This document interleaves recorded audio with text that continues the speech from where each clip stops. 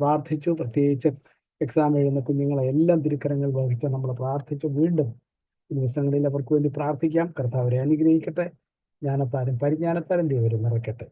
കർത്താവ് അതുപോലെ അറസ്റ്റിലായ പാസ്റ്റർക്ക് വേണ്ടി പ്രാർത്ഥിക്കും. ദൈവം സഹായിക്കണം, വിടുതൽ കൊടുക്കണമേ. കർത്താവിൻ്റെ ശക്തി അവിടെ ഇറങ്ങി കർത്താവ് അത്ഭുതകരമായൊരു വിടുതൽ കൊടുത്ത് കർത്താവിൻ്റെ നാമം മഹത്വപ്പെടണമെന്ന് പ്രാർത്ഥിക്കുന്നു. കർത്താവ് വാസിന് വേണ്ടി വീണ്ടും പ്രാർത്ഥിക്കുകയാണ്. ആ അന്തേവാസി ഇഷ്ടപ്പെട്ട അന്തേവാസിയെ കണ്ടെത്തുവാൻ ദൈവം കൃപ കൊടുക്കണം. കോമ്പൗണ്ടുകൾ കെട്ടുവാൻ ദൈവം കൃപ കൊടുക്കണം. കെട്ടിടമായി എല്ലാം ഭംഗിയായി ചെയ്യുവാൻ ദൈവം പൂർത്തീകരിക്കണമേ. സഹായിക്കണമേ. രോഗികളായിരിക്കുന്നവരെ കർത്താവിൻ്റെ കരങ്ങൾ സമർപ്പിക്കുക. അവരെ സഹായിക്കണമേ. വിശ്വാസമായിരിക്കുന്ന സ്ഥലത്ത് ദോഹയിൽ കർത്താവിൻ്റെ കൃപ ധാരാളമായി വ്യാപരിക്കണം. അനേകർ വചനം കേട്ട് രക്ഷിക്കപ്പെടുവാനിടയായി തീരട്ടെ. കർത്താവിൻ്റെ നാമം ദാസനോട് മഹത്വപ്പെടുവാനിടയായിത്തീരട്ടെ. ആയിരിക്കുന്ന കുടുംബത്തെ കരങ്ങൾ സമർപ്പിക്കുന്നവരെ ദൈവാനുഗ്രഹിക്കണം. കുഞ്ഞുങ്ങളുടെ മിനിസ്റ്ററെ അനുഗ്രഹിക്കണം. എല്ലാ കർത്താവെയും മിഷണന്മാരെയും പാസ്റ്റർമാരെയും ഞങ്ങൾ സമർപ്പിച്ച് കർത്താവിൻ്റെ തിരുക്കരങ്ങൾ സമർപ്പിച്ച് പ്രാർത്ഥിക്കുകയാണ്. അവരെ ദൈവം അനുഗ്രഹിക്കണം. അവരുടെ തലമുറകളെ അനുഗ്രഹിക്കണം. കർത്താവിന് വേണ്ടി ചെയ്യുന്ന വേല കർത്താവ് അവിടെ ധാരാളമായി അനുഗ്രഹിച്ച് കൃപ കൊടുക്കണമെന്ന് പ്രാർത്ഥിക്കുന്നു.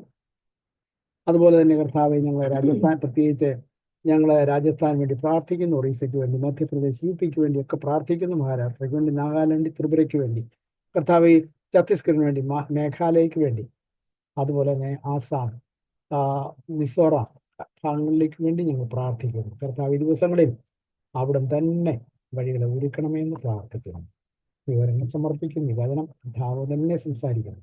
അദ്ദേഹം കൂടുതലായി തീരട്ടെ, അനുഗ്രഹമായി തീരട്ടെ. യേശുക്രിസ്തുവിന്റെ നാമത്തിൽ തന്നെ. ഓക്കെ, നമ്മൾ വചനത്തിൻ്റെ ഇല്ലായിരിക്കാം. കഴിഞ്ഞ ദിവസം ഞാനൊരു കാര്യം പറഞ്ഞായിരുന്നു. പ്രത്യേകിച്ച് ആ പ്രസാദ് പാസ്റ്റർ വിഷയത്തിൽ എത്ര ശരിയാണെന്ന് ഞാൻ ഓർക്കുക. ദൈവം അതൊന്നും അറിഞ്ഞിട്ടില്ല. എന്നോട് സംസാരിച്ച് ഞാനിവിടെ പറഞ്ഞു, യെരൂശലേം അതിൻ്റെ മനുഷ്യരുടെയും മൃഗങ്ങളുടെയും ബഹുത്വ നിമിത്തം മതിലില്ല തുറന്നു കിടക്കും എന്ന് പറയുക. അത് സെഖരിയ പ്രവചനം 2-ാം അധ്യായത്തിൻ്റെ 4-5 വാക്യങ്ങളാണ്. യെരൂശലേമിനെ അളക്കുവാൻ ദൈവം ഒരു ദൂതനെ അയക്കുകയാണ്. ദൈവത്തിന്റെ സംരക്ഷണയിൽ യെരൂശലേം അഭിവൃദ്ധി പ്രാപിക്കുമെന്ന് ദൂതൻ ദൈവൻ പ്രവചിക്കുകയാണ്. ആ പ്രവചനമാണ് നമ്മൾ കേട്ടത്. അതിന്റെ 5-ാം വാക്യത്തിൽ, എന്നാൽ ഞാൻ അതിന് ചുറ്റും തീമുതലായിരിക്കും, ഞാൻ അതിന്റെ നടുവിൽ മഹത്വമായിരിക്കും ലഭിച്ചത്. അപ്പൊ കർത്താവിന്റെ ആ സാന്നിധ്യം ഉണ്ടെങ്കിൽ ദൈവത്തിന്റെ മഹത്വം കൂടെ ഇറങ്ങും. അവിടെ ധാരാളമായി ദൈവത്തിന്റെ അനുഗ്രഹം ഉണ്ടാകും. അത് ചുറ്റുപാടും മതിലില്ല തുറന്നു കിടന്നാലും ദൈവമാണ് അതിന്റെ പരിച, ദൈവമാണ് അതിന്റെ സംരക്ഷണം, ദൈവമാണ് അതിന്റെ അനുഗ്രഹം. അതങ്ങനെ ആയിത്തീരട്ടെ എന്ന് പ്രാർത്ഥിക്കുന്നു. നമുക്ക് ഇന്ന് അതിന്റെ 1 കൊരിന്ത്യർ 10-ാം അധ്യായത്തിലേക്ക് പോകാം. 10-ാം അധ്യായമാണല്ലോ നമ്മൾ ഇങ്ങനെ പഠിച്ചുകൊണ്ടിരുന്നത്. അത് നമ്മൾ ആദ്യം പറഞ്ഞു, ഇസ്രായേൽ ജനത്തെ ദൈവം അവിടുന്ന് വിടുവിച്ചു കൊണ്ടുവന്നു. ചെങ്കടലിലൂടെ വിടുവിച്ചു കൊണ്ടുവന്നു. കുഞ്ഞാടിന്റെ രക്തത്താൽ അവരെ വിടുവിച്ചു. ഡബിൾ ബാപ്റ്റിസം, അവരെ സമുദ്രത്തിലൂടെ കടന്നു. അത് ജലസ്നാനത്തിന് ഒരു മുൻകുറിയാണ്. അതുപോലെ തന്നെ മേഘത്തിലൂടെ കടന്നു. അത് ആത്മസ്നാനത്തിന്, പുതിയ നിയമത്തിലെ ആത്മസ്നാനത്തിനും അതൊരു നിഴലായിരുന്നു.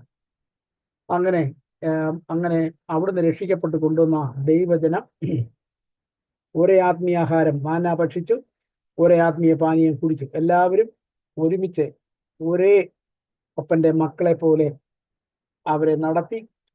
അവരെ കുടിച്ച പാറ കർത്താവ് യേശു ക്രിസ്തുവായിരുന്നു. അതെല്ലാം നമ്മൾ കണ്ടു. എങ്കിലും അവിടെ 5-ാം വാക്യം തൊട്ട് നമ്മൾ പറഞ്ഞത്, എങ്കിലും മിക്ക പേരിലും ദൈവം പ്രസാദിച്ചില്ല. അത് നമ്മൾ കണ്ട് അവിടെ നമ്മളത് വായിക്കുകയും ചെയ്തു. അവിടെ ഞാൻ നോക്കുമായിരുന്നു. വാസ്തവം പറഞ്ഞാൽ ആവർത്തന പുസ്തകം 1-2 വാക്യം പറയുന്നുണ്ട്. അത് നമുക്കൊന്ന് വായിക്കാം. അത് വായിക്കുന്നത് ഒരു നല്ലപോലെ ഒരു ഐഡിയ കിട്ടുക. ഡിയൂട്രോണമി, ആവർത്തന പുസ്തകം 1-ാം അധ്യായം അതിന്റെ 2-ാം വാക്യം. സേയീർ പർവ്വതം വഴിയായി ഹോരേബിൽ നിന്ന് കാദേശ് ബർന്നേയയിലേക്ക് 11 ദിവസത്തെ വഴിയുണ്ട്. കണ്ടോ? 11 ദിവസത്തെ വഴിയുള്ളൂ. എവിടെന്ന്? മൗണ്ട് സീനായ്. സീനായ് പർവ്വതത്തിൽ നിന്ന് കാദേശ് ബർന്നയിലേക്ക്, അതായത് ഹോരേ പർവ്വതം നിൽക്കുന്ന കാദേശ് ബർന്നയിലേക്ക് 11 ദിവസത്തെ ദൂരം ഉള്ളെന്ന്. മൗണ്ട് സെയർ പർവ്വതം വഴി വന്നാൽ 11 ദിവസം കൊണ്ട് അവിടെ എത്താം. എവിടെയാ? എന്താണ് ഈ പറയുന്നത്? അതായത് ഈജിപ്തിൽ നിന്ന് സീനായ് മല വരെ 3 മാസത്തെ യാത്രയുണ്ട്. ഏതാണ്ടൊരു 47-50 ദിവസം എടുക്കും. ഈജിപ്തിൽ നിന്ന് അവരെ കൊണ്ടുവന്ന് അവരെ ദൈവം മോശയിലൂടെ അവരെ വിടുവിച്ചു കൊണ്ടുവന്ന് അപ്പുറം 3 മാസത്തോളം എടുക്കും അവരെ സീനായ് പർവ്വതത്തിൽ വരാൻ. ആ സീനായ് പർവ്വതത്തിൽ നിന്ന് കാദേശ് ബർണ, അതായത് കനാൻ ദേശത്തിന്റെ തെക്കേ ഗേറ്റ് വരെ എത്താൻ, കനാൻ ദേശത്തിന്റെ തെക്കേ ഗേറ്റ് വരെ എത്താൻ വെറും 11 ദിവസം മതി. അപ്പം ഈജിപ്തിൽ നിന്ന് സീനായ് പർവ്വതം വരെ 3 മാസം, ഞാനതൊന്ന് കണക്കൂട്ടിയെന്നേ ഉള്ളൂ. അവിടുന്ന് മൗണ്ട് സീനായ്, അവിടെ ദൈവം 1 വർഷം അവരെ താമസിപ്പിച്ചു. അവർക്ക് ന്യായപ്രമാണം കൊടുത്തു, ടാബർനാക്കിളൊക്കെ ഉണ്ടാക്കി, സമാഗമന കൂടാരം ഉണ്ടാക്കി. അവിടെ 1 വർഷം ദൈവം വരെ നിയമം കൊടുത്ത് അവരെ അവിടെ ഇരുത്തി പഠിപ്പിക്കാം. അത് സീനായിൽ നിന്ന് കാദേശ് ബർണയിലേക്ക് ഏതാണ്ട് 1-2 മാസത്തെ യാത്രയുണ്ട്. പക്ഷെ ആ സീനായ് പർവ്വതത്തിൽ നിന്ന് ഏതാണ്ട് 1-2 മാസം കൊണ്ട് അവർക്ക് വേണേൽ ആ ബോർഡർ വരെ എത്താം. കാദേശ് ബർണ ബോർഡർ വരെ സീനായിൽ നിന്ന്. അപ്പൊ ടോട്ടൽ നോക്കിയാൽ 11 ദിവസം കൊണ്ട് അവർക്ക് മൗണ്ട് സീനായിൽ നിന്ന് കാദേശ് ബർണ വരെ എത്താൻ പറ്റും. മൗണ്ട് സീനയിൽ നിന്ന്, അതായത് ഹോരേ പർവ്വതത്തിൽ നിന്ന് അതിന്റെ കനാൻ ദേശത്തിന്റെ തെക്കേ ഗേറ്റ് വരെ എത്താൻ 11 ദിവസം. അതാണ് ഇപ്പൊ വായിച്ചത്. ഒന്നുകൂടെ വായിക്കാം. ഡ്യൂട്രോണമി 1:2. സെയീർ പർവ്വതം വഴിയായി ഹോരേബിൽ നിന്ന് കാദേശ് ബർണയിലേക്ക് 11 ദിവസത്തെ വഴിയുണ്ട്. കാദേശ് ബർണയിലേക്ക് 11 ദിവസം. മനസ്സിലായോ? അപ്പൊ കാദേശ് ബർണ, എന്നാൽ അവിടെ വന്നു, അതായത് ഈ സദേൺ ഗേറ്റ് കനാൻ ദേശത്തിലോട്ട് കടന്നാൽ മതി, തെക്കേ ഗേറ്റിന്റെ ഭാഗം വരെ എത്തി. പക്ഷെ അവിടെ ചെന്ന് കഴിയുമ്പം ഇസ്രായേൽക്കാർക്ക് അകത്തോട്ട് കിടക്കാൻ ഭയമായി. അവരതിനാണ് 40 സ്പൈകളെയൊക്കെ വിട്ട് ഉറ്റു നോക്കാനൊക്കെ വിട്ടത്. പക്ഷെ തിരിച്ചു വന്ന 10 പേര് അവരെ പേടിപ്പിച്ചു കളഞ്ഞു, 2 പേരൊഴിച്ച്. ആ 2 പേർ ആരൊക്കെയായിരുന്നു? ആ 2 പേര് നമുക്ക് ഓർമ്മയുണ്ടല്ലോ, യോശുവയും കാലേബും. അപ്പൊ അവര് പറഞ്ഞു, ഞങ്ങൾക്ക് ഇങ്ങോട്ട് കയറാൻ ഭയമാണ്, ഇവിടെ അനാക്യമല്ലന്മാരുണ്ട്, അവരുടെ മുമ്പിൽ നമ്മൾ വെട്ടുക്കിളികളെ പോലെയാണ്. അതൊക്കെ നമ്മൾ സംഖ്യാപുസ്തകം 13, 14, 12, 11, 13, 14 അധ്യായങ്ങളൊക്കെ വായിക്കാൻ നമുക്ക് കിട്ടും. അതുകൊണ്ട് അതിലേക്കൊന്നും ഞാൻ പോകുന്നില്ല. അപ്പൊ ഇവിടെ ദൈവം പറഞ്ഞു, നിങ്ങളെ ഇത്രയധികം സംശയിച്ച് എൻ്റെ വചനത്തെ നിങ്ങൾ തള്ളിക്കളഞ്ഞതുകൊണ്ട് 40 വർഷത്തേക്ക് മരുഭൂമിയിൽ നിങ്ങൾ വാണ്ടർ ചെയ്യേണ്ടി വരും. 40 വർഷം നിങ്ങൾ സംശയിച്ച ഓരോ 40 ദിവസത്തിനും ഓരോ വർഷം വീതം 40 വർഷം അങ്ങനെ നിങ്ങളുടെ നശിച്ചു പോകുന്ന പോലെ നിങ്ങളുടെ കുഞ്ഞുങ്ങൾ, അഡൽട്ട് ജനറേഷനൊക്കെ പോയി, 20 വയസ്സിന് മുകളിലോട്ടുള്ള കുഞ്ഞുങ്ങളും അതുപോലെ തന്നെ യോശുവയും കാലേബും ഒഴിച്ച് ബാക്കി ആർക്കും ഇവിടെ കയറാൻ പറ്റിയില്ല. അവരുടെ എന്തെല്ലാമാണ് ദൈവം അവരെ പിടിച്ച് കൊണ്ടുവന്നപ്പോൾ അവരിൽ കണ്ട പാപങ്ങൾ, അതാണ് ഞാൻ പറഞ്ഞത്. അതെന്തിനാണ് ഈ പാപങ്ങളെ കുറിച്ച് ഇവിടെ പറയുന്നത്? നമുക്കൊരു ദൃഷ്ടാന്തത്തിനാണ് പറയാണ്, നമുക്ക് ദൃഷ്ടാന്തത്തിന് വേണ്ടി. അത് 6-ാം വാക്യത്തിൽ നമ്മൾ കണ്ടു. 6-ാം വാക്യം, ഇത് നമുക്ക് ദൃഷ്ടാന്തമായി സംഭവിച്ചു, അവർ മോഹിച്ചതുപോലെ നാമും ദുർമോഹികളാകാതെ. ദുർമോഹികൾ. 7-ാം വാക്യം, ജനം തിന്നുവാനും കുടിപ്പാനും ഇരുന്നു, കളിപ്പാൻ എഴുന്നേറ്റു എന്ന് എഴുതിയിരിക്കുന്ന പ്രകാരം അവരിൽ ചിലരെ പോലെ നിങ്ങൾ വിഗ്രഹാരാധന.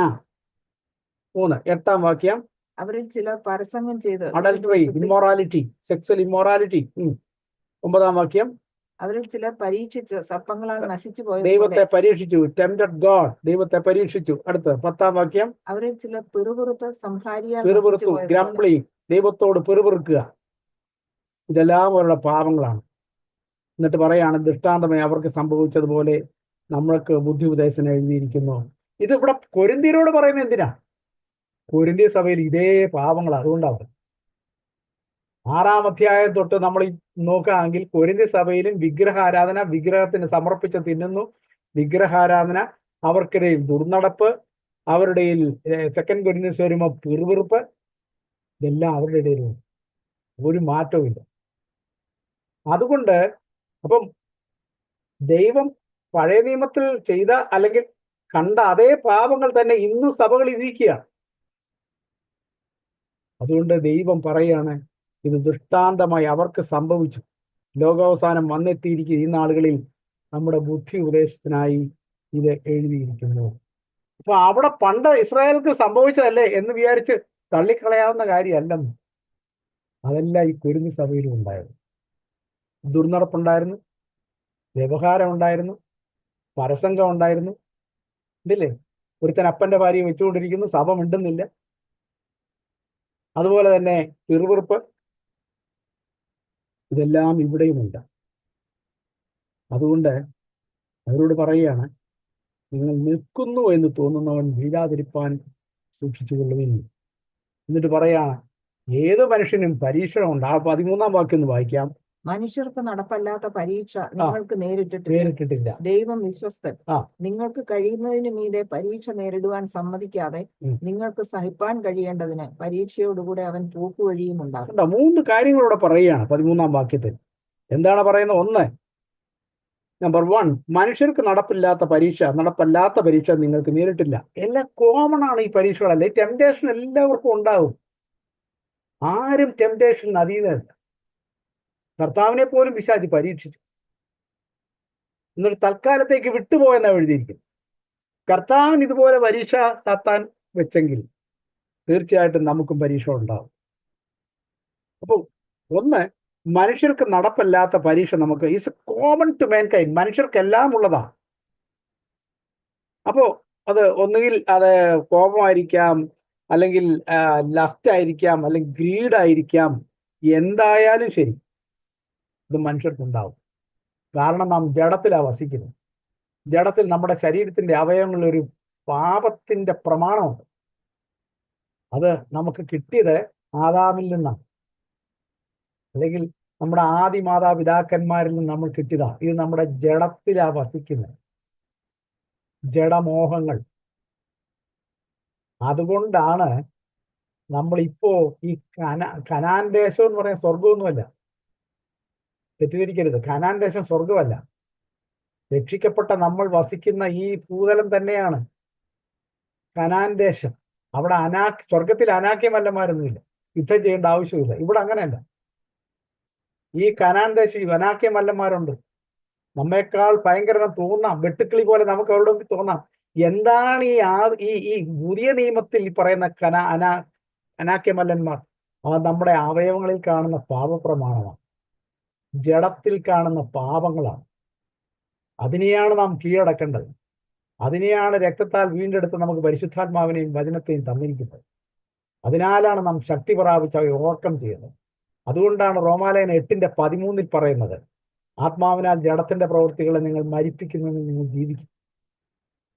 ഒന്ന് വായിക്കാം. റോമാലേഖനം 8:13. ആത്മാവിനാൽ ജഡത്തിന്റെ പ്രവൃത്തികളെ, റോമാലേഖനം 8 വളരെ കാണാൻ പഠിക്കേണ്ട 13, 14. നിങ്ങൾ ജഡത്തെ അനുസരിച്ച് ജീവിക്കുന്നുവെങ്കിൽ മരിക്കും നിശ്ചയം.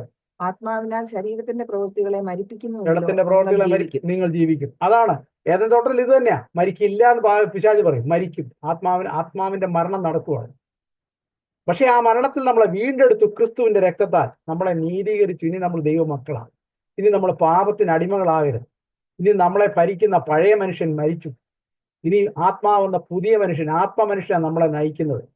അതുകൊണ്ടാണ് അകത്തെ മനുഷ്യൻ ബലപ്പെടണമെന്ന് പൗലോസ് പറയുന്നത്. എഫേസ്യലേഖനം 3-ാം അധ്യായത്തിൽ അകത്തെ മനുഷ്യൻ കൃത്യയോടെ ബലപ്പെടണം. പൗലോസിന്റെ 2-ാം പ്രാർത്ഥന. അതുപോട്ടെ, നമ്മൾ ഇതിലേക്ക് വരാം. അപ്പൊ നമ്മള് പറഞ്ഞത് മനുഷ്യർക്ക് നടപ്പില്ലാത്ത പരീക്ഷ നിങ്ങൾക്ക് ഈ ഞാൻ മുമ്പേ പറഞ്ഞ അനാക്യമല്ലന്മാർ നമ്മുടെ ജഡത്തിലെ ഇത് എവിടെ എഴുതിയിരിക്കുന്നത്? ഗലാത്യർ 5-ാം അധ്യായം. നമുക്കൊന്ന് പെട്ടെന്ന് പറഞ്ഞ സ്ഥിതിക്ക് ഒന്ന് ഓടിച്ചു നോക്കാം. ഗലാത്യർ 5 ചോദിച്ചാൽ പറയും എവിടെ ഈ ഇരിക്കുന്നത്. ഗലാത്യർ 5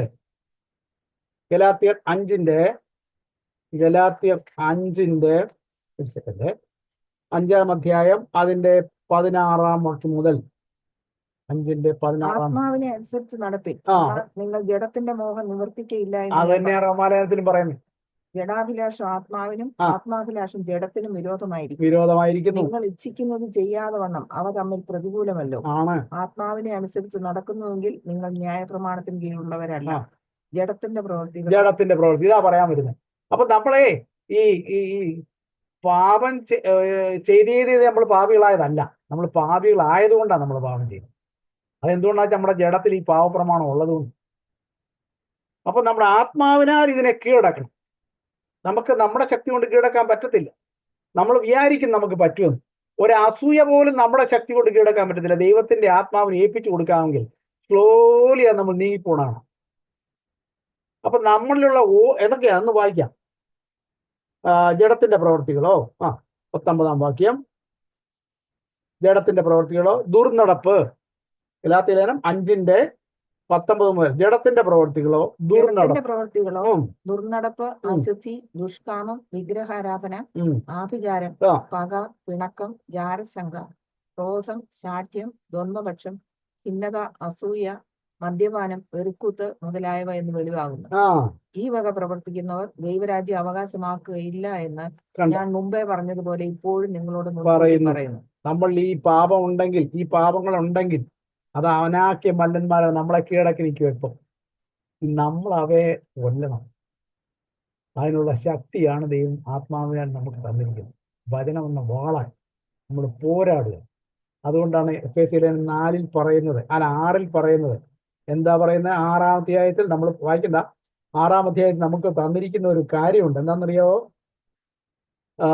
ഒടുവിൽ കർത്താവിനും എൻ്റെ അമിത ബലത്തിലും ശക്തിപ്പെടുവിൻ, പിശാചിന്റെ തന്ത്രം കൊണ്ട് എതിർത്ത് നിൽക്കാൻ കഴിയേണ്ട ദൈവത്തിന്റെ സർവായുധ വർഗം ധരിച്ചുകൊള്ളുവിൻ. അങ്ങനെ നമുക്ക് പോരാട്ടമുള്ളതെന്നൊക്കെ പറഞ്ഞ് അതിനകത്ത് എഴുതിയിട്ടുണ്ട്. അപ്പൊ ഇതാണ് ജഡത്തിന്റെ പ്രവൃത്തികൾ. ഇതിനെയാണ് നമ്മൾ നേരിട്ട് ജയിക്കേണ്ടത്. ഇതിനാണ് ദൈവം ആത്മാവിന്റെ ശക്തി, വചനമെന്ന വാൾ നമുക്ക് തന്നിരിക്കുന്നു, ആത്മാവിനെ തന്നിരിക്കുന്നു. അപ്പൊ നമുക്ക് ദൈവത്തിന്റെ പ്രൊട്ടക്ഷനുണ്ട്. അപ്പൊ ഇവിടെ ഇനിയും പറയാ, 13-ാം വാക്യം പറയാണ്, മനുഷ്യർക്ക് നടപ്പില്ലാത്ത പരീക്ഷ നിങ്ങൾക്ക് നേരിട്ടില്ല. എല്ലാ മനുഷ്യർക്കും പരീക്ഷയുണ്ട്, ആരും ഇതിൽ നിന്ന് ഒഴിവാക്കപ്പെട്ടിട്ടില്ല. ഈ ടെംപ്ടേഷൻ യേസ് പറയുമ്പോഴാണ് പ്രശ്നമാകുന്നത്. ടെംപ്ടേഷൻ പാപമല്ല, ടെംപ്ടേഷൻ നമ്മൾ വിധേയപ്പെട്ട യേസ് പറയുമ്പോൾ നമ്മൾ അതിന് കീഴടങ്ങി കൊടുക്കുമ്പോഴാണത് പാപമാണ്. അതുകൊണ്ടാണ് യാക്കോബിൽ പറയുന്നത്, നിങ്ങൾ ദൈവത്തിന് കീഴടങ്ങി പിശാചിനോട് എതിർത്ത് നിൽപ്പിൻ, എന്നാൽ അവൻ നിങ്ങളെ വിട്ട് ഓടിക്കും. ആ ഒരൊറ്റ കാര്യം പറയുന്നുള്ളൂ. യാക്കോബിന്റെ ലേഖനം, ഇപ്പോൾ ഓർമ്മ വന്നപ്പോൾ ഞാനങ്ങ് പറയുന്ന യാക്കോബിന്റെ ലേഖനം, അതിലാണല്ലോ അത് എഴുതിയിരിക്കുന്നത്. യാക്കോബ്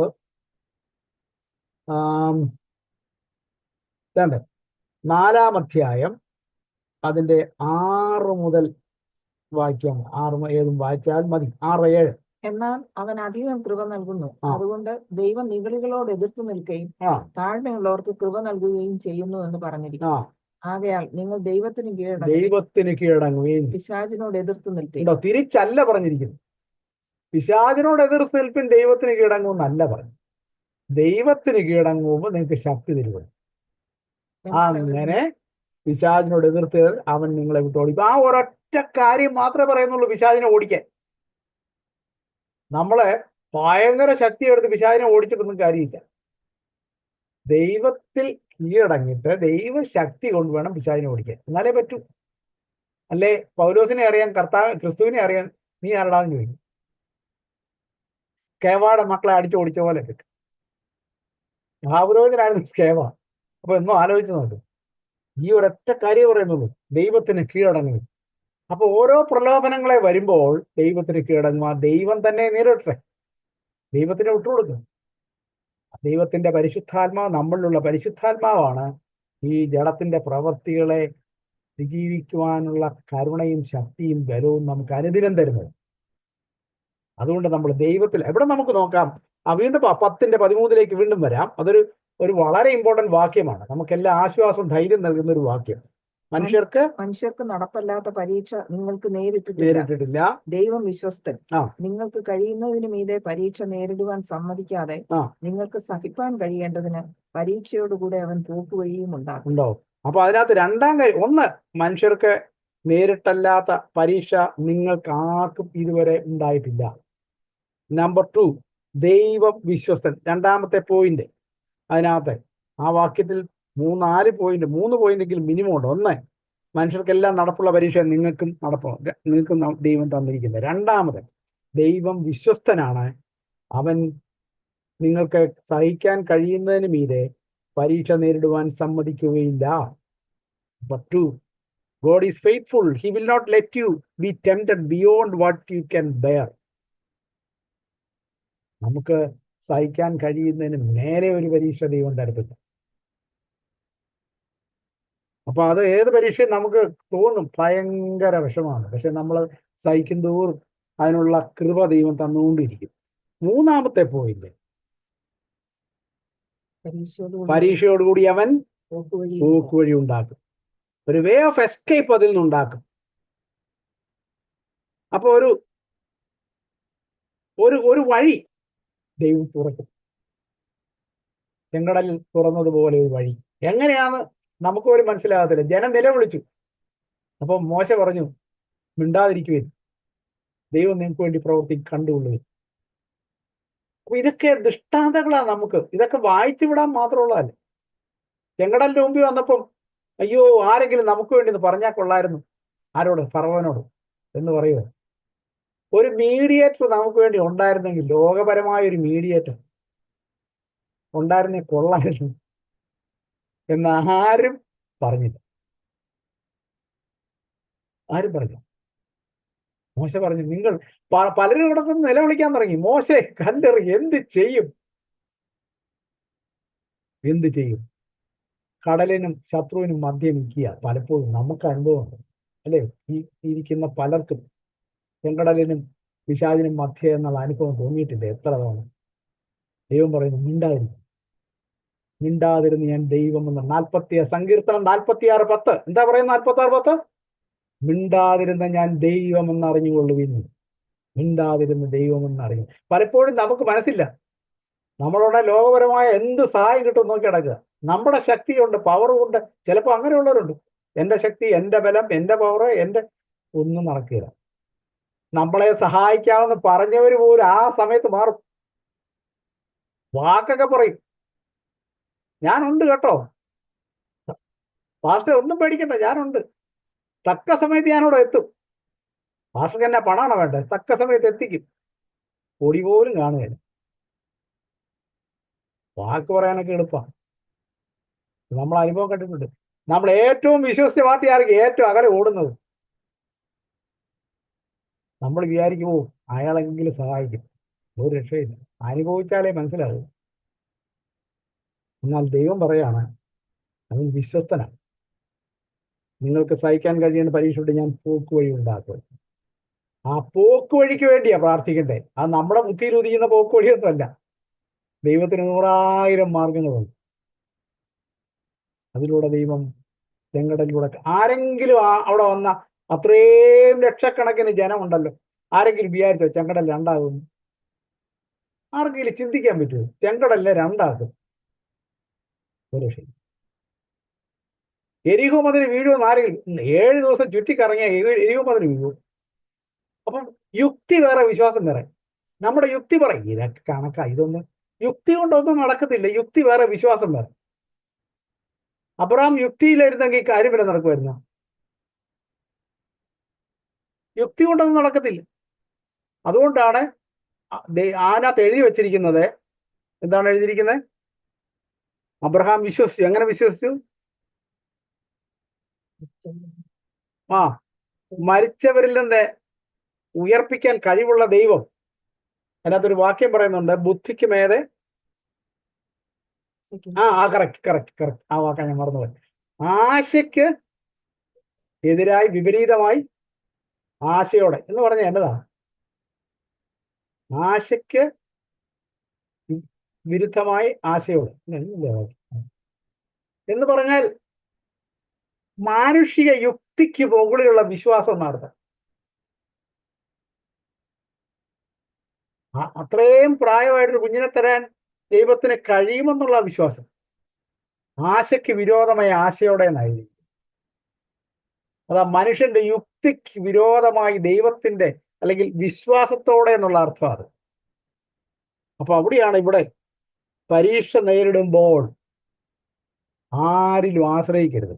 ദൈവം ചില ടെസ്റ്റ് ഒക്കെ തരും. ആരിൽ ആശ്രയിക്കുന്ന അറിയാൻ. ഇത് തന്നെ 40 വർഷം ഇവരെ നടത്തിയത് മരുഭൂമിയിലൂടെ ഇവരുടെ ഉള്ളിലിരിക്കുന്ന അറിയാൻ. ഇവരുടെ ഉള്ളിൽ എന്താ ഇരിക്കുന്ന അറിയാനാണ് ദൈവം 40 വർഷം അവരെ. ഇവരിങ്ങനെ പിറുപുറത്തോട് നടക്കുകയല്ലേ. മോശ പാവത്തെ കല്ലെറിയാൻ വരെ ഇവർ തുടങ്ങി. മോശ കല്ലെറിഞ്ഞ് കൊല്ലാൻ വരെ തുടങ്ങി. അപ്പൊ ഇവര് ഇപ്പോഴും ഇങ്ങനെയാണ്. വിഗ്രഹാരാധന നടത്തി. ദൈവത്തിനത് കോപമായി. നിങ്ങളെ മിസ്രൈമിൽ നിന്ന് കൊണ്ടുവന്ന ദൈവം ഇതാണെന്ന് പറഞ്ഞ് കാളക്കുട്ടി ആരാധിച്ചു. അപ്പോഴും ദൈവം അവരെ സംഹരിക്കാൻ തുടങ്ങി. മോശ ഇടയിൽ നിന്നും പല സന്ദർഭങ്ങളിൽ ഇവർ പിറുപിറുപ്പ്, പരാതി, വിഗ്രഹാരാധന, ഇവരുടെ യാത്ര മുഴുവൻ അങ്ങനെയാണ്. ദൈവം അതെല്ലാം ക്ഷമിച്ചു. എന്നാൽ ഈ പരീക്ഷയോടുകൂടി ദൈവം ഓരോ സന്ദർഭത്തിലും ഓരോ പോക്കുവഴി ഉണ്ടാക്കി. എല്ലാ അവരുടെ ആവശ്യങ്ങളിലും ദൈവം പോക്കുവഴി ഉണ്ടാക്കി. അപ്പൊ ഇവിടെ പറയാണ്, പരീക്ഷ കൂടി അവൻ പോക്കുവഴി ഉണ്ടാക്കും. ഈ പോക്കുവഴി എന്ന് പറയുന്നത് പൂർണ്ണമായും ദൈവത്തിൽ ആശ്രയിക്കുന്ന ഒരു മനുഷ്യന് ദൈവം നൽകുന്ന ഏറ്റവും വലിയൊരു പദ്ധതിയാണ്. അത് നമ്മുടെ ഉള്ളിലിരിക്കുന്ന എന്താണെന്ന് അറിയാനാണ് ദൈവം ആ പരീക്ഷ. പലപ്പോഴും വിശ്വാസം വർദ്ധിപ്പിക്കാനാണ് ആ പരീക്ഷ. ദൈവത്തിൽ ആശ്രയ ബോധമുണ്ടോ എന്ന് അന്വേഷിക്കാനാണ്. ആരിലാണ് ആശ്രയിക്കുന്നത്? ദൈവത്തിലാണോ? അതോ നമ്മുടെ ശക്തിയിലാണോ? അതോ നമ്മുടെ ചുറ്റുപാടുമുള്ള ആരിലെങ്കിലുമാണോ? പൂർണ്ണമായി ദൈവത്തിൽ ആശ്രയിച്ചു കൊടുത്താൽ ദൈവം ഒരു പോക്കുവഴി ഉണ്ടാക്കുക തന്നെ ചെയ്യും. അപ്പൊ അവിടെ നമ്മളെ ദൈവം ഈ ലോകത്തിൽ ആക്കിയിരിക്കുന്ന ഒരു ടൈമുണ്ട്. ആ ടൈമിന് മുമ്പ് ആർക്കും നമ്മുടെ ജീവിതം എടുത്തുകൊണ്ട് പോകാൻ പറ്റത്തില്ല. അതിനപ്പുറത്തോട്ട് ഒരു മിനിറ്റ് പോലും കൂട്ടാനും മനുഷ്യന് പറ്റിയില്ല. ദൈവം ഈ ലോകത്തിൽ ഒരു ടൈം നമുക്ക് തന്നിട്ടുണ്ട്. ആ ടൈം വരെയും ദൈവത്തിന്റെ പ്രൊട്ടക്ഷൻ നമുക്കുണ്ടാകും. നമ്മൾ ദൈവത്തിൽ ആശ്രയിച്ചു പോയാൽ, പൂർണ്ണമായി ആശ്രയിച്ചാൽ, ദൈവസന്നിധിയിൽ ഒരു ദൈവ പൈതൽ ആശ്രയത്തോടെ നിന്നാൽ അവനൊരു പോക്കുവഴി ആ പരീക്ഷ സഹിക്കുവാൻ ദൈവം ഉണ്ടാക്കും. അത് കാണാൻ പിടിക്കുന്ന നല്ല വാക്യം. ഇന്നലെ വായിക്കാം 13-ാം വാക്യം. അതിലിപ്പോ സമയം സ്പെൻഡ് ചെയ്തു. പോട്ടെ. മനുഷ്യർക്ക് നടപ്പല്ലാത്ത പരീക്ഷ നിങ്ങൾക്ക് നേരിട്ടിട്ടില്ല. ദൈവം വിശ്വസ്തൻ. നിങ്ങൾക്ക് കഴിയുന്നതിന് മീതെ പരീക്ഷ നേരിടുവാൻ സമ്മതിക്കാതെ നിങ്ങൾക്ക് സഹിപ്പാൻ കഴിയേണ്ടതിന് പരീക്ഷയോടുകൂടെ അവൻ പോക്കുവഴി ഉണ്ടാക്കും. അപ്പൊ നമുക്ക് ഇതൊരു വലിയ ഒരു പാഠമാണ്. നമ്മുടെ മനസ്സിൽ അത് കാണാൻ പഠിക്കണം. നമുക്കത് ഉപകാരപ്രദമായി വരും. ഇനി നമുക്ക് അടുത്ത വാക്യം വായിക്കാം, 14-ാം വാക്യം. അതുകൊണ്ട് പ്രിയന്മാരെ, വിഗ്രഹാരാധന വിട്ടോടുവിൻ. നിങ്ങൾ വിവേകികൾ എന്ന് വെച്ച് ഞാൻ പറയുന്നത് വിവേചിപ്പിൻ. ഇനി വിഗ്രഹാരാധനയെ കുറിച്ചാണ് പറയുന്നത്. അപ്പൊ ഉണ്ടല്ലോ, അവർക്കുണ്ടായിരുന്ന അത് തന്നെ. അവരുടെ ഏറ്റവും വലിയ കുറ്റം വിഗ്രഹാരാധനയായിരുന്നു. ദൈവം ഏറ്റവും വെറുത്ത പാവം വിഗ്രഹാരാധനയായിരുന്നു. ഇവിടെ അതുകൊണ്ട് പ്രിയരന്മാരെ, വിഗ്രഹാരാധന വിട്ടോടുവിൻ. നാം അനുഗ്രഹിക്കുന്ന അനുഗ്രഹപാത്രം ക്രിസ്തുവിന്റെ രക്തത്തിന്റെ കൂട്ടായ്മയല്ലയോ? നാം നുറുക്കുന്ന അപ്പം ക്രിസ്തുവിന്റെ ശരീരത്തിന്റെ കൂട്ടായ്മയല്ലയോ? അപ്പം ഒന്നാകൊണ്ട് പലരായ നാം ഒരു ശരീരമാകുന്നു. നാം എല്ലാവരും ആ ഒരേ അപ്പത്തിൽ അംശികളാണ്. അപ്പൊ നമ്മളെല്ലാവരും ഒന്നിച്ചു നിൽക്കുക. ദൈവം തെരഞ്ഞെടുത്ത, ദൈവം രക്ഷിച്ച് കൊണ്ടുവന്ന ദൈവത്തിന്റെ മക്കൾ നമ്മൾ ഒരു ശരീരത്തിന്റെ കൂട്ടായ്മയാണ്. കർത്താവാണ് തല, നാം ശരീരത്തിന്റെ അവയവങ്ങളാണ്. ഒരു ശരീരത്തിന്റെ ഒരവയവത്തിന് ഒരു പ്രശ്നം വന്നാൽ ശരീരം മുഴുവനാണ് വേദനിക്കുന്നത്. അപ്പൊ നമ്മുടെ സഭയാകുന്ന ശരീരം നമ്മളെ ഒരപ്പത്തിന്റെ, ക്രിസ്തുവിന്റെ ശരീരത്തിന്റെ കൂട്ടായ്മയാണ്. അപ്പം ഒന്നാകൊണ്ട് ശരീരം ഒന്നാകുന്നു. നാം എല്ലാവരും ഒരേ അപ്പത്തിന്റെ അംശികളാണ്. അത് നമ്മൾ 11-ാം അധ്യായത്തിൽ കർത്തൃമേശ പഠിക്കുമ്പോൾ നമുക്കിത് കൂടുതൽ പഠിക്കാം. ഇനി അടുത്തത്, ജഡപ്രകാരമുള്ള ഇസ്രായേലിനെ നോക്കുക. യാഗങ്ങൾ പൂജിക്കുന്നവർ യാഗപീഠത്തിന്റെ കൂട്ടാളികളല്ലയോ? ഞാൻ പറയുന്നത് എന്ത്? വിഗ്രഹാർപ്പിതം വല്ലതുമാകുന്നുവെന്നോ വിഗ്രഹം വല്ലതുമാകുന്നുവെന്നോ? അല്ല, ജാതികൾ ബലി കഴിക്കുന്നത് ദൈവത്തിനല്ല ഭൂതങ്ങൾക്ക് കഴിക്കുന്നു എന്നത്രേ. എന്നാൽ നിങ്ങൾ ഭൂതങ്ങളുടെ കൂട്ടാളികളാകുവാൻ എനിക്ക് മനസ്സില്ല. അതാണ് ഞാൻ പറഞ്ഞത്. ഈ അപ്പുറത്ത് ഇതിന്റെ തൊട്ട് ഈ കൊരിന്തിലുള്ള ഏറ്റവും വലിയ ക്ഷേത്രം, ദേവീ ക്ഷേത്രം, അതാണ് കൊരിന്തിന്റെ ഈ പറയുന്ന ചർച്ചിന്റെ ബാക്കില ഒരു കുന്നിന്റെ മുകളില അക്രോ കോരിന്ത് എന്ന് പറയാം. ആ കുന്നിന് അക്രോ കോരിന്ത്, അവിടെ ഒരു വലിയ ക്ഷേത്രമാണ്. ആ ദേവീ ക്ഷേത്രത്തിലാണ് സർവ്വവിധ വിഗ്രഹാരാധന നടക്കുന്നത്. ആ വിഗ്രഹങ്ങൾക്ക് അർപ്പിച്ച മാംസം എപ്പോഴും മാർക്കറ്റിൽ ലഭ്യമാണ്, കുറഞ്ഞ വിലയ്ക്ക്. അവിടെ എല്ലാവിധ വൃത്തികേടുകളുണ്ട്. അവിടെ പോയി ഭക്ഷണം കഴിച്ചിട്ട് വിഗ്രഹങ്ങൾക്ക് അർപ്പിച്ച ഭക്ഷണം, അതാണ് ഞാൻ ഈ പറഞ്ഞത്. അതിന്റെ 8-ാം അധ്യായത്തിന്റെ ബാക്കി ഇവിടെ ചില പ്രത്യേക കാര്യങ്ങൾ നോട്ട് ചെയ്യാനുണ്ട്, ശ്രദ്ധിച്ചോണം. അപ്പം അവിടെ ചെന്നിട്ട് വിഗ്രഹങ്ങൾക്ക് അർപ്പിച്ച ഭക്ഷണം അവിടെ ഇരുന്ന് കഴിച്ചിട്ട് ഇവിടെ വന്ന്, അപ്പൊ അങ്ങനെ വിഗ്രഹങ്ങൾക്ക് അർപ്പിച്ച ഭക്ഷണം നിങ്ങൾ കഴിക്കുമ്പോൾ നിങ്ങൾ ഓർത്തോണം, നിങ്ങൾ അതിന് കൂട്ടാളികളാകുകയാണ്, വിഗ്രഹങ്ങൾക്ക് കൂട്ടാളികളാകുകയാണ്. അവർ ബലി കഴിക്കുന്നത് ദൈവത്തിനല്ല ഭൂതങ്ങൾക്ക് അത്രേ ബലി കഴിപ്പിക്കും. 20-ാം വാക്യം വായിക്കാം. അല്ല, ജാതികൾ ബലി കഴിക്കുന്നത് ദൈവത്തിനല്ല ഭൂതങ്ങൾക്ക് കഴിക്കുന്നു എന്നത്രേ. എന്നാൽ നിങ്ങൾ ഭൂതങ്ങളുടെ കൂട്ടാളികളാകുവാൻ എനിക്ക് മനസ്സിലായി. എന്തുകൊണ്ടാണ്? വിഗ്രഹമൊന്നുമില്ല. വിഗ്രഹം കയറി കളിമണ്ണ. നമുക്ക് കടയിൽ പോയി ഒരു വിഗ്രഹം, ഒരു പ്രതിമ വാങ്ങിക്കുന്നു, മരം കൊണ്ടോ കല്ലുകൊണ്ടോ എന്തുകൊണ്ടോ ആയിക്കോട്ടെ, അതിനകത്തൊരു ശക്തിയില്ല. വിഗ്രഹം ഒന്നുമില്ല, വിഗ്രഹം ഏതുമില്ല, വിഗ്രഹങ്ങൾക്ക് ഒരു ശക്തിയില്ല. അത് വെറും ഒരു കളിമണ്ണ്. അത് വെറും മരക്കട്ട. അതിന് വായുണ്ട്, പക്ഷെ ഭക്ഷിക്കുന്നില്ല. കണ്ണുണ്ട്, കാണുന്നില്ല. അതൊക്കെ നമ്മൾ അതിലെ യെശയ്യാവിൽ വായിക്കുന്നു, യിരെമ്യാവിലുമുണ്ട്. പക്ഷെ ഞാൻ പറയുന്നത്, അതിനകത്തൊരു ശക്തി ഉള്ളത് കൊണ്ട് അതിനെ ആരാധിക്കുന്നവിടെ.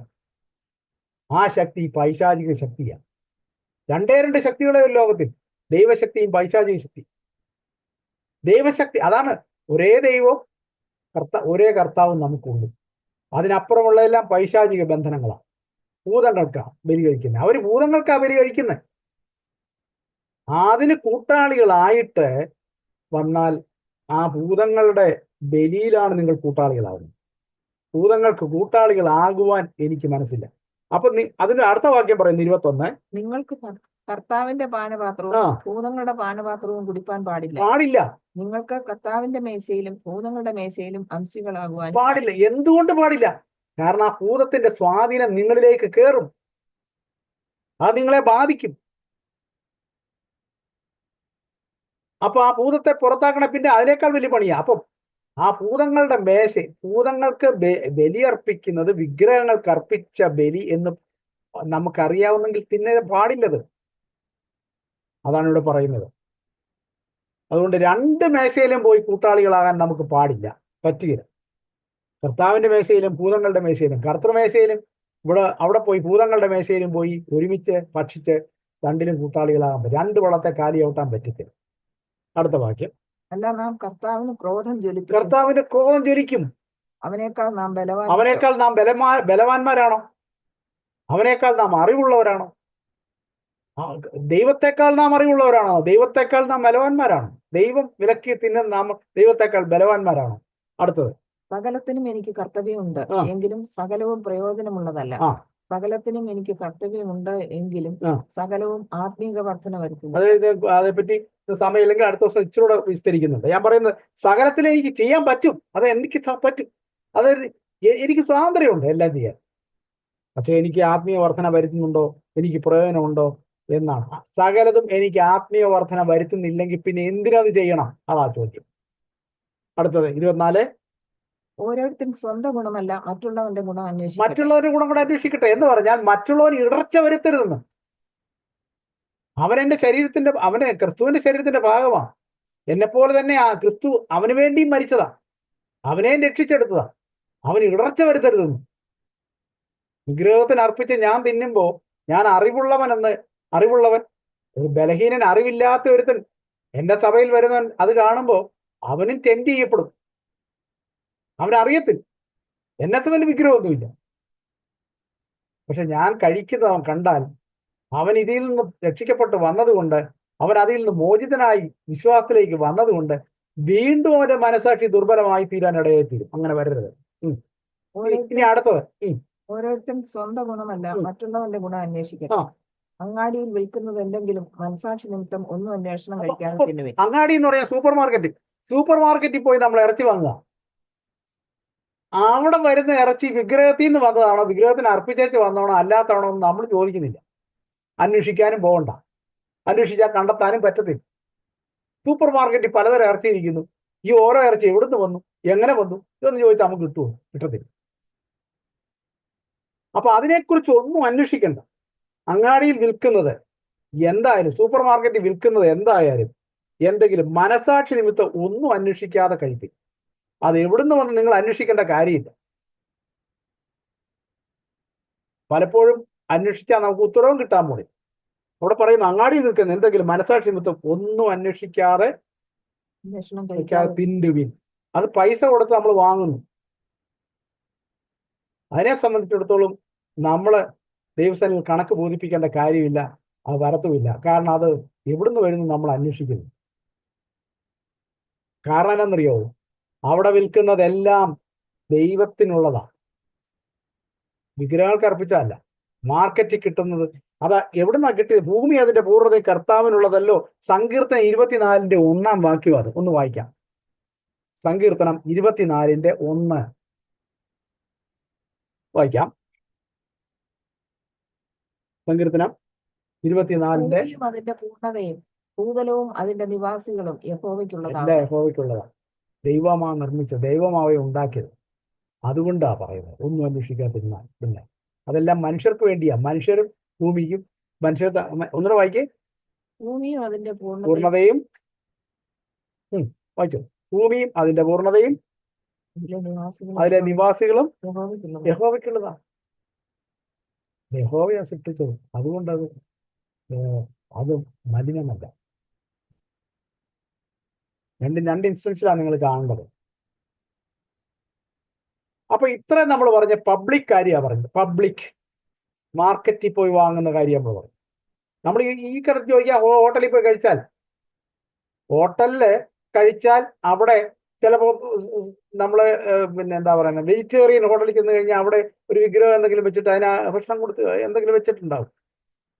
അത് അത് ആ ഭക്ഷണം അതല്ലല്ലോ നമ്മുടെ മേശപ്പുറത്ത് വിളമ്പുന്നത്.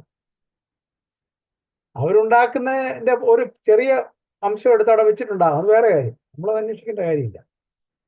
നമ്മളവിടെ ഒരു സർവീസ് അല്ല നമുക്ക് തരുന്നത്, നമ്മളത് പൈസ കൊടുത്താണ് ആ ഭക്ഷണം വാങ്ങുന്നത്. അപ്പൊ അവിടെ ചെന്ന് അതിനെക്കുറിച്ച് ഒന്നും അന്വേഷിക്കുക, അങ്ങാടി നിൽക്കുന്നത് എന്ത് നമ്മൾ അന്വേഷിക്കേണ്ട കാര്യമില്ല. അവിടെ വിഗ്രഹങ്ങൾക്ക് അർപ്പിച്ചതെന്ന് നിങ്ങൾക്ക് ബോധ്യം ഉണ്ടെങ്കിൽ, നിങ്ങൾക്ക് സംശയം ഉണ്ടെങ്കിൽ കഴിക്കരുത്. അപ്പൊ ആരെങ്കിലും നിങ്ങളോട് പറയുകയാണ് ഇത് വിഗ്രഹങ്ങൾക്ക് അർപ്പിച്ചാണോ, തിന്നരുത്. രണ്ടാമത് നിങ്ങൾക്കത് സംശയം ഉണ്ടെങ്കിൽ തിന്നരുത്. കാരണം സംശയത്തിൽ നിന്നുളവാകുന്നതെല്ലാം പാപമാണ്. നിങ്ങളുടെ മനസാക്ഷികളെ കുറ്റപ്പെടുത്തിക്കൊണ്ടിരിക്കുകയാണെങ്കിൽ, നമ്മുടെ മനസാക്ഷി നമ്മളെ കുറ്റപ്പെടുത്തിക്കൊണ്ടിരിക്കുകയാണെങ്കിൽ നമ്മൾ കഴിക്കാനേ പാടില്ല. മൂന്നാമത് വേറൊരു ബലഹീന വിശ്വാസിക്ക് ഇടർച്ച വരുത്തുന്നെങ്കിൽ നിങ്ങൾ കഴിക്കരുത്. അവന്റെ മനസാക്ഷി ദുർബലമായി തീരുകയും അവനെ രക്ഷിച്ച കർത്താവിനോടാണ് നാം പാപിച്ചിരുന്നത്. ഇത്രയും നമ്മൾ പറഞ്ഞ പബ്ലിക് കാര്യങ്ങളാണ്. അപ്പൊ വ്യക്തമായി തോന്നുന്നു പബ്ലിക്കിലുള്ള കാര്യം. ഇനി പ്രൈവറ്റ് ആയിട്ട് അടുത്ത വാക്യം 27. അവിശ്വാസികളിൽ ഒരുവൻ നിങ്ങളെ ക്ഷണിച്ചാൽ നിങ്ങൾക്ക് പോകുവാൻ മനസ്സുണ്ടെങ്കിൽ നിങ്ങളുടെ മുമ്പിൽ വിളമ്പുന്നത് എന്തായാലും മനസാക്ഷി നിമിത്തം ഒന്നും അന്വേഷിക്കാതെ തിന്നുവിൻ. എങ്കിലും ഒരുവൻ ഇത് വിഗ്രഹാർപ്പണമെന്ന് നിങ്ങളോട് പറഞ്ഞാൽ ആ അറിയിച്ചവൻ നിമിത്തവും മനസാക്ഷി നിമിത്തവും തിന്നരുത്. മനസാക്ഷി എന്ന് ഞാൻ പറയുന്നത് തന്റേതല്ല മറ്റവന്റേതത്രേ. എന്റെ സ്വാതന്ത്ര്യം അന്യ മനസാക്ഷിയാൽ വിധിക്കപ്പെടുന്നത് എന്തിന്? നന്ദിയോടെ അനുഭവിച്ച് സ്തോത്രം ചെയ്ത സാധന നിമിത്തം ഞാൻ ദുഷിക്കപ്പെടുന്നത് എന്തിന്? ഇതിന്റെ അർത്ഥം, നമ്മുടെ അടുത്ത് ഒരു അവിശ്വാസിയായ ഒരു മനുഷ്യനുണ്ട്. വിശ്വാസിയല്ല, അവൻ അവിശ്വാസിയാ എന്ന് പറഞ്ഞാൽ അവൻ കർത്താവിൽ വിശ്വസിക്കുന്നവനല്ല. അവൻ നിങ്ങളെ വിളിക്കുക, വീട്ടിൽ ക്ഷണിക്കുക.